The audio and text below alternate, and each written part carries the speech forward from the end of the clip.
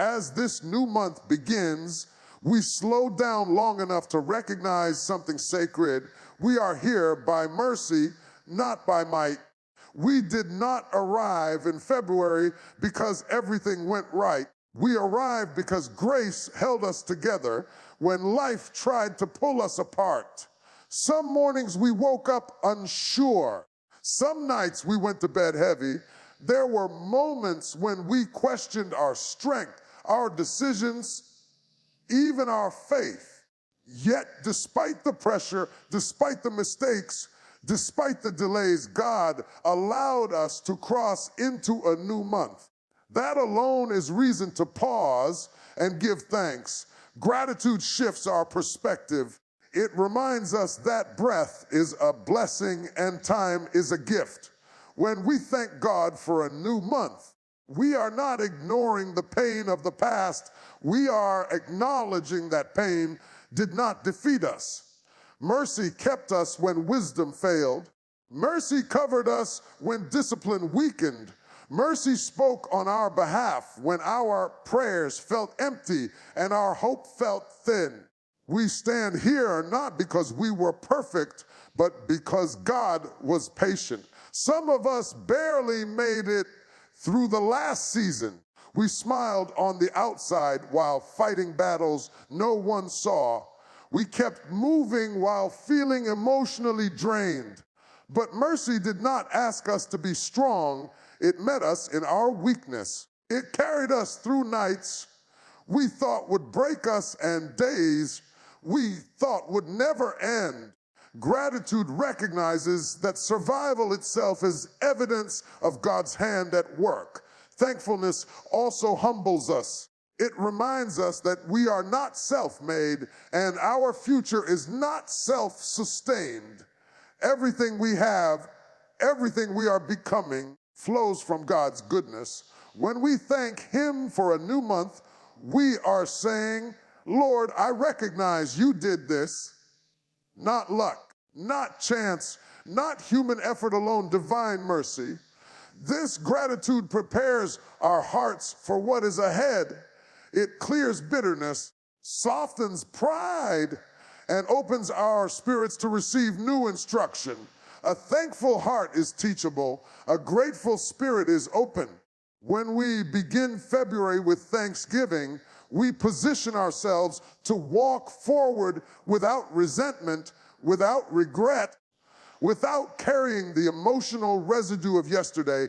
Gratitude does not deny reality. It declares trust. It says, even if I don't see everything clearly, I still trust the one who carried me here. It turns our focus from what we lost to what was preserved, from what failed to what survived, from what hurt to what healed enough for us to keep going. So we thank God not just for the new month, but for the mercy that escorted us into it, mercy that forgave, mercy that restored, mercy that sustained. And as we acknowledge that mercy, we step forward with reverence, humility, and quiet confidence, knowing that the same grace that brought us this far will carry us through what comes next. As we step into this new month, we make a conscious decision to travel lighter than before.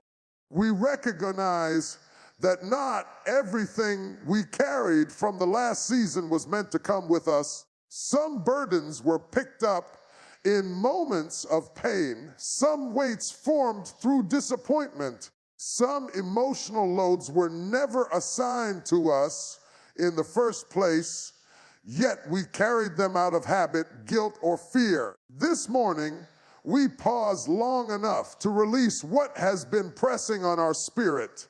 Letting go is not denial, it is discernment. It is understanding that holding on to yesterday's hurt will not heal today's wounds. Many of us replay conversations that can no longer be changed, relive decisions that cannot be undone, and revisit failures that God has already forgiven. But carrying regret into a new season drains the strength meant for new opportunities. We were never meant to drag old pain into fresh purpose. Some disappointments didn't come from strangers, they came from people we trusted. Expectations went unmet, promises were broken, doors we prayed for remained closed. And without realizing it, resentment settled in our hearts. This month, we choose release over resentment.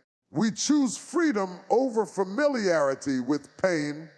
Forgiveness does not mean what happened was acceptable. It means we refuse to let it control our future.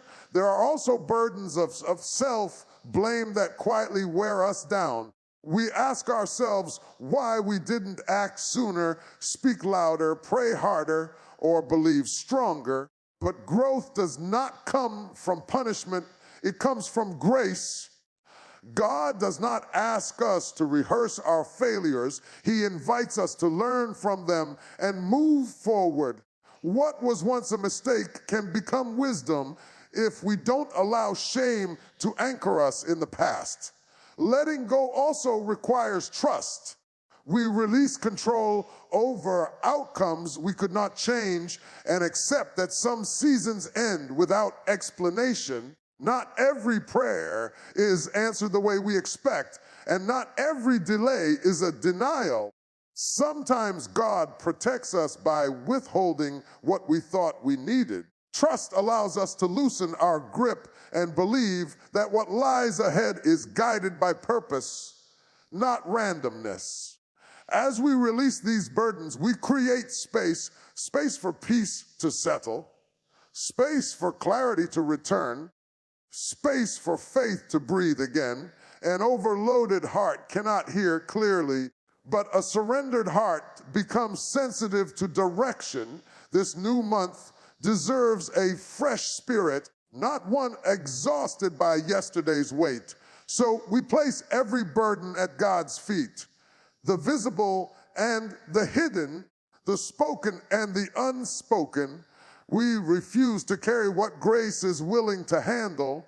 We step forward unchained, unburdened, and unashamed, trusting that freedom is not found in holding on, but in having the courage to let go and move on.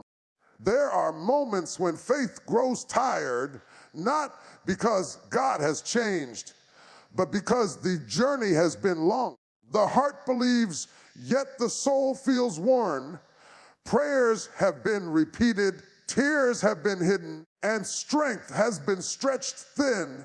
In this season, we come honestly, not pretending to be strong when we are exhausted, not claiming victory when we are still in the fight. We ask God to meet us where we are and breathe life into what feels depleted. Renewal begins when we admit our need. We stop relying solely on our own endurance and acknowledge that human strength has limits. There is no shame in being tired. The danger is in trying to carry on without refilling what has been poured out. Faith, like the body, needs restoration. It needs moments of stillness where God speaks quietly, rebuilding what constant pressure has worn down. Inner strength is not the absence of fear. It is the courage to keep moving despite it. Many of us have questioned whether we are strong enough, wise enough, or faithful enough for what lies ahead. But strength does not come from self-confidence. It comes from surrender.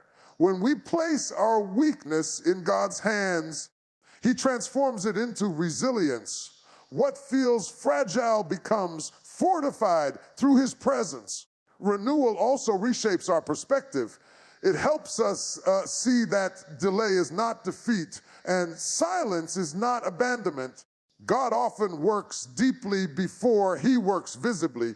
While we wait for outward change, He strengthens our inner foundation. He stabilizes our emotions, realigns our desires, and sharpens our discernment. What feels like standing still is often a season of preparation. Faith that has been shaken can still be rebuilt. Doubt does not disqualify us. It invites deeper trust. God is not intimidated by our questions or disappointed by our struggle. He meets us in the tension between belief and uncertainty, offering peace that does not depend on answers. As faith is renewed, hope rises quietly, steady and resilient. Inner strength grows when we stop measuring progress by speed and start valuing endurance. The ability to keep showing up, to keep believing, to keep choosing obedience even when results are unclear. This is strength. It is forged in prayer, refined in waiting, and sustained by grace.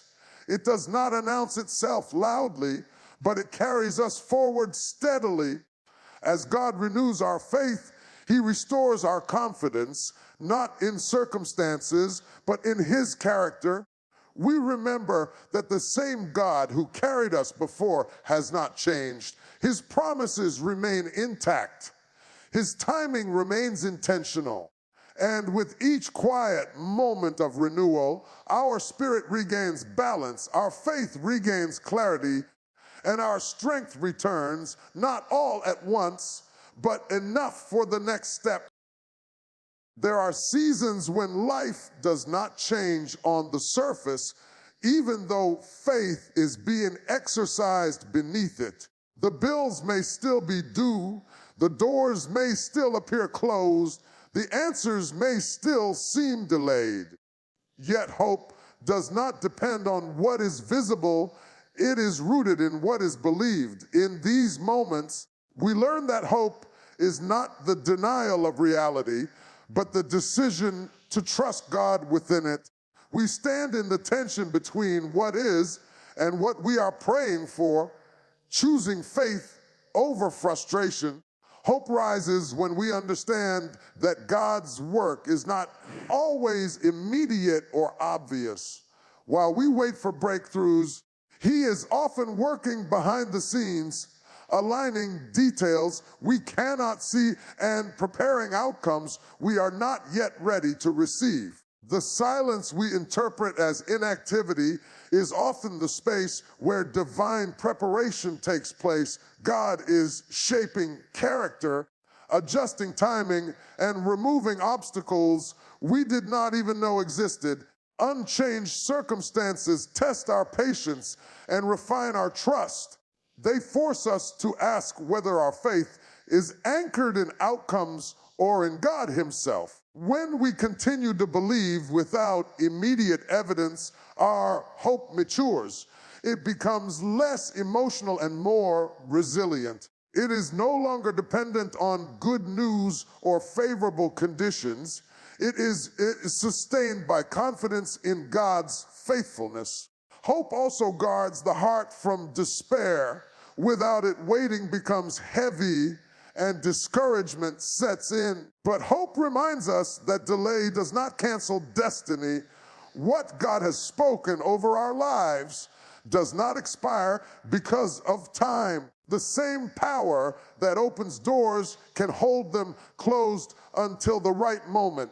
Trusting this truth protects us from rushing ahead of God or giving up too soon. Rising hope shifts how we interpret obstacles. Instead of seeing them as signs of failure, we begin to see them as part of the process. Resistance does not mean rejection. Struggle does not mean abandonment. Often, the greatest transformations happen in seasons where nothing appears to be moving. Beneath the surface, roots are growing deeper, preparing us to stand strong when growth finally becomes visible. As hope rises, fear loses its grip. Anxiety weakens when we believe that God is in control, even when the path ahead is unclear. Hope steadies our emotions, reminding us that our future is not determined by our current position. We may be waiting, But we are not forgotten. We may be standing still, but we are not stuck. This kind of hope is quiet but powerful. It does not shout, it endures. It does not rush, it trusts. It allows us to wake up each day with expectation, even when circumstances look the same. And in that steady belief, we find strength to keep moving forward, confident that God's timing is purposeful and his promises remain secure. There comes a point in every journey where we realize that progress is not just about movement, but about direction. It is possible to be busy and still be misaligned, active yet disconnected from purpose. In this season, we seek alignment not with our preferences, but with God's will. We pause long enough to ask not only for blessings, but for guidance, not just for open doors, but for discernment to recognize which doors are meant for us. Alignment begins in the inner life. Before steps are ordered, the heart must be centered. We invite God to search our motives, refine our desires, and adjust our priorities. Sometimes what we want most is not what we need most, and what feels urgent may not be what is eternal. When our hearts are aligned with God, our decisions carry clarity and our choices reflect wisdom rather than impulse. This alignment extends to our thoughts and words. What we allow to dominate our minds shapes how we move through life. Fear-filled thinking leads to hesitant living, but faith-centered thinking produces confidence and peace. We ask God to guard our minds, filtering out anxiety, comparison, and doubt. When our thoughts align with truth, our actions follow with purpose. Walking in alignment also requires discipline. Obedience is not always convenient, but it is always purposeful. There are moments when God asks us to wait, when we want to rush, to be silent when we want to speak, or to release something we are holding on to tightly. These moments test our trust. Alignment means choosing obedience even when we do not fully understand the outcome, believing that God sees beyond what we can. Purposeful living does not eliminate challenges, it gives them meaning. When we are aligned with God's will, difficulties become part of the process rather than signs of failure. We learn to measure success not by comfort, but by faithfulness. Progress is no longer defined by speed or recognition, but by consistency and integrity. Alignment also brings peace. When our steps are guided by God, we stop striving for validation and start resting in assurance. We are no longer driven by pressure to prove ourselves or compare our journey to others. We move with quiet confidence, trusting that the path God has set before us is sufficient. As we commit our steps to God, we become more attentive to his direction. We learn to recognize his leading in small nudges, timely pauses, and unexpected opportunities. Life begins to feel less chaotic and more intentional. Even when the road is uncertain, alignment anchors us, reminding us that purpose is not something we chase. It is something we walk in step by step as we stay connected to God's will. As we look ahead into what this season may bring, we are reminded that the journey forward will not be free of challenges.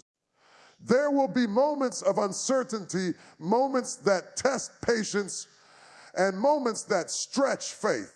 Yet our confidence does not rest in the absence of trouble, but in the presence of grace. We move forward knowing that God has already accounted for every obstacle we will face and his provision stands ready before the challenge ever arrives. Grace is not merely a comfort, it is a sustaining force. It strengthens us when energy fades and steadies us when emotions fluctuate.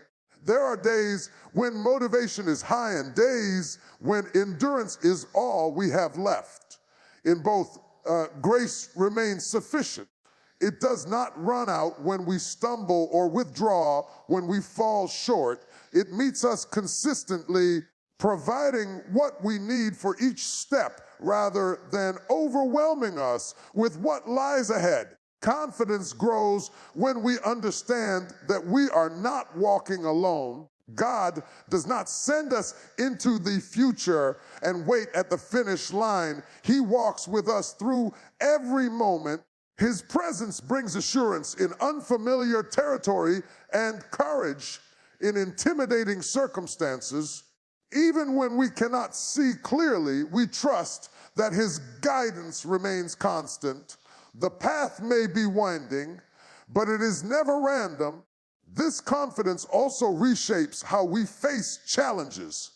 Instead of asking whether we are capable, we remember that God's strength compensates for our limitations. Weakness becomes an invitation for divine power to work through us. Every challenge becomes an opportunity to witness grace in action. What once intimidated us begins to refine us, teaching us resilience and deepening our dependence on God. Looking ahead, we release the pressure to have everything figured out. Confidence in grace allows us to take life one step at a time. We are not required to solve tomorrow today. God's faithfulness in the present is enough. As we remain attentive and obedient, clarity unfolds gradually, often just when it is needed most. Hope for what lies ahead is grounded in God's unchanging nature. Circumstances shift, but his promises remain steady. The same grace that carried us through past seasons will continue to sustain us in the future. We do not measure progress by how easy the road becomes, but by how faithfully we walk it. With this assurance, we move forward with calm expectation, not rushed, not fearful, not overwhelmed, confident that whatever awaits us, we will not face it without help. Grace will meet us there. Strength will rise when required. And even when the journey demands more than we expected, we trust that God's provision will be sufficient for every step ahead.